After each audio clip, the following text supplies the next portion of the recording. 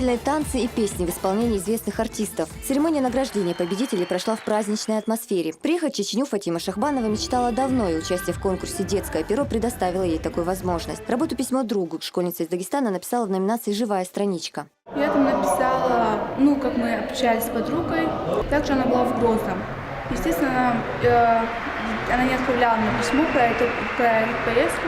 Я решила ей сама написать. Мне было очень интересно общаться.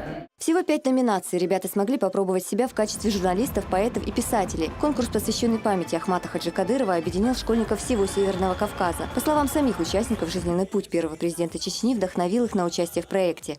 Я просто хотела выразить уважение и благодарность Ахмату Хаджи Кадырову, и поэтому решила принять первый раз участие в таком прекрасном конкурсе.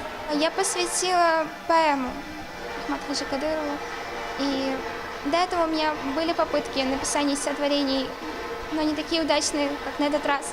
Жюри, в составе которого журналисты и общественники, определило лучших в соответствующих возрастных категориях. В каждой по 3 победителя. Участникам вручили почетные грамоты и памятные призы. Гран-при конкурса получила школа из Карачаева-Черкесии. Участвуем мы в различных конкурсах, но именно по направлению журналистика мы приняли вообще первый раз. И зародилась у нас идея подготовить видеорепортаж, составили сценарий. Посмотрев на зал, на то количество детей, которое присутствует сегодня на этом мероприятии, я уверена в том, что будущее наше будет воспитано в том духе, в котором бы мы хотели, в котором бы хотел увидеть будущее поколение своего народа Ахмат Хаджи Кадыров.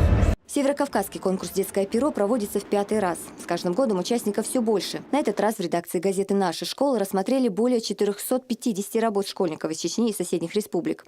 Самая популярная – это номинация «Почитание».